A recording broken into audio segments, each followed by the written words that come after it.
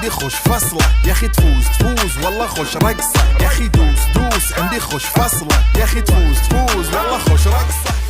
दोस्तों, क्या आपने कभी कराची की सड़कों पर चलते हुए किसी गैंगस्टर को देखा है जो को कंधे पर रख कर कहे आदाब अर्ज़ है जनाब? शायद नहीं, क्योंकि ये पाकिस्तान है, 18वीं सदी का लखनऊ नहीं। लेकिन अगर आप पड़ोसी मुल्क की फिल्में देखें तो इन्हें लगता है हमारा ISI एजेंट हो, लियारी गैंगस्टर हो या आम सब्जी वाला, हम सब नाश्ते में पराठे के बजाय आदाब खाते हैं।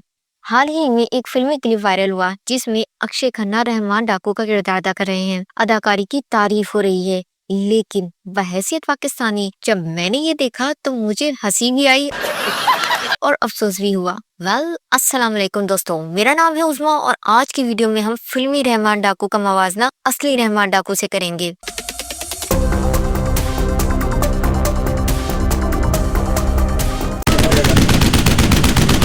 ये आप देख सकते हैं कि बहुत एक जोरदार धमाका सुनाई दिया है और फायरिंग का सिलसिला दोबारा शुरू हो गया है। आप देख सकते हैं दोबारा फायरिंग शुरू हो गई है और ये चारों तरफ से फायरिंग की जा रही है। आप देख सकते हैं कि ये रॉकेट फायर किए जा रहे हैं, ये रॉकेट से फायरिंग की जा रही है। हो गई, आप देख सकते हैं कि लियारी की सूरत हाल कुछ नहीं पता चलता, किसी भी वक्त कुछ भी हो जाता है। फिर दोबारा ये हम इस जियो पॉडकास्ट की फुटेज देखेंगे जो आज भी मौजूद है और हम इस बहुत बड़ी कॉन्स्पिरेसी को समझेंगे कि आखिर बॉलीवुड हमारी तारीख को डिस्टॉर्ट क्यों कर रहा है। क्या रहमान डाकू को वाकई किसी भारतीय एजेंट ने मारा था या हकीकत कुछ और थी? चलिए मोदी का चश्मा उतारकर हकीकत देखते हैं। तो दोस्तों, सबसे पहले बात करते हैं रिसर्च की। जब भी कोई बायोपिक बनती है तो उम्मीद की जाती है कि एक्टर और इसके किरदार की बॉडी लैंग्वेज को कॉपी करेगा। रहमान डाकू कौन था?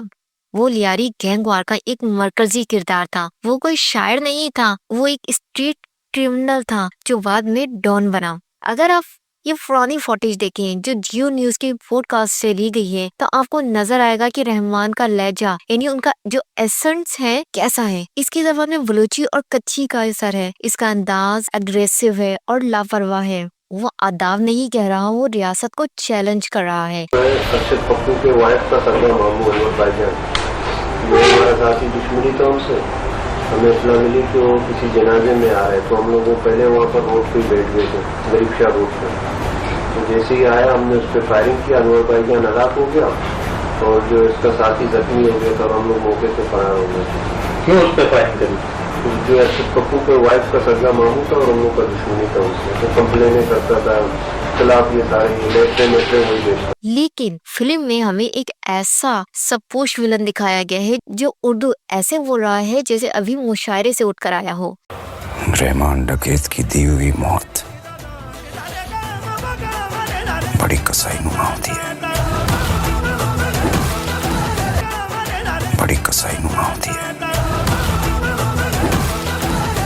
मसला ये नहीं है कि अदाकारी बुरी है, मसला ये है कि ये एक लेजी राइटिंग है। बॉलीवुड के राइटर्स के लिए पाकिस्तान का मतलब सिर्फ शलवार कमीज, सुरमा और आदाब है।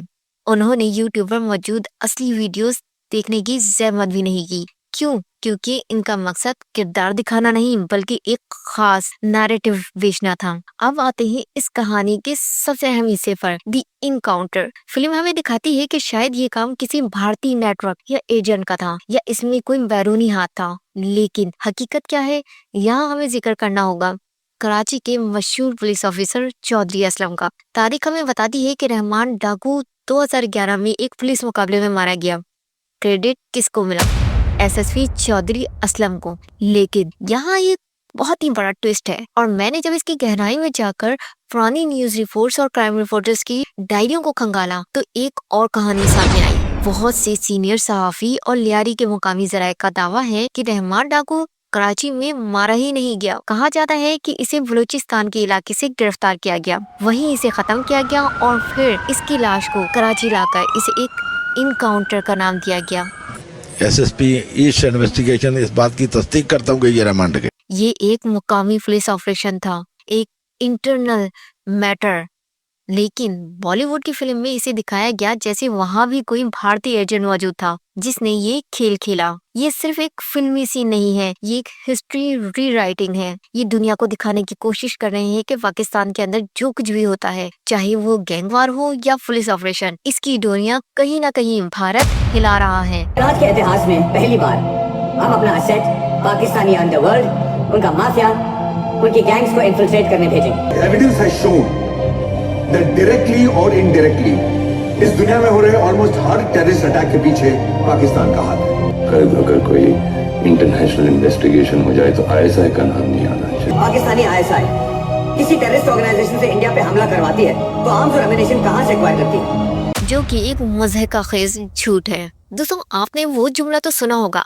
ऐसा है जैसे आप मोदी के चश्मा उतारकर पाकिस्तान को देख रहे हो। ये बात बहुत गहरी है। जब आप कोई चीज मोदी के चश्मे यानी कि भारतीय नेशनलिस्ट नैरेटिव से देखते हैं तो आपको पाकिस्तान एक जीता जागता मुल्क नजर नहीं आता, बल्कि एक कार्टून नजर आता है जहाँ पर हर कोई साजिश कर रहा है, जहाँ आईएसआई एजेंट भी ड्राइंग रूम में बैठकर आदाब कहते हैं, जहाँ के लोग नॉर्मल जिंदगी ही नहीं गुजार रहे हैं। दोस्तों, ये फिल्में सिर्फ एंटरटेनमेंट नहीं है, ये सॉफ्ट पावर का हथियार है। जब दुनिया नेटफ्लिक्स या दीगर प्लेटफॉर्म्स पर ये फिल्में देखती है तो वो सबकॉन्शियसली यही मान लेती है कि पाकिस्तान ऐसा ही है, क्योंकि वो असली रहमान डाकू को नहीं जानते, वो असली लियारी को नहीं जानते, वो बस इस कार्टून को सच मान लेते हैं। तो दोस्तों, नतीजा क्या निकलता है? हम अक्षय खन्ना या किसी भी एक्टर की काबिलियत पर शक नहीं करते, लेकिन जिस लेंस से वो हमें दिखा रहे हैं वो धुंधला है। रहमान डाकू एक जालिम क्रिमिनल था, इसे ग्लोरीफाई नहीं करना चाहिए, लेकिन कम अज कम अगर आप दुश्मन की भी कहानी सुना रहे हो तो सच तो दिखाएं। हकीकत यह है कि रहमान डाकू का खात्मा हमारे अपने सिस्टम, हमारी अपनी पुलिस और हमारे अपने अंदरूनी हालात की वजह से हुआ था। इसमें किसी जेम्स बॉन्ड का हाथ नहीं था। अगली बार जब आप ऐसी कोई फिल्म देखें तो याद रखें, ये तारीफ नहीं है, ये सिर्फ एक फैंटेसी है जो अपनी आवाम को खुश करने के लिए बनाई गई है। आपकी इस बारे में क्या राय है? क्या बॉलीवुड कभी पाकिस्तान को हकीकत पसंदाना नजर से देख पाएगा? नीचे कमेंट में जरूर बताइएगा। अगर आपको ये वीडियो पसंद आई हो तो ऊपर आई बटन पर क्लिक करके नेक्स्ट वीडियो लाजमी देख लीजिएगा। और हाँ, अगर आप चाहते हैं कि मैं रहमान डाकू की बारे में उसकी पूरी हिस्ट्री पर एक वीडियो बनाऊं तो नीचे कॉमेंट्स में जरूर बताइएगा। मिलते हैं नेक्स्ट वीडियो में।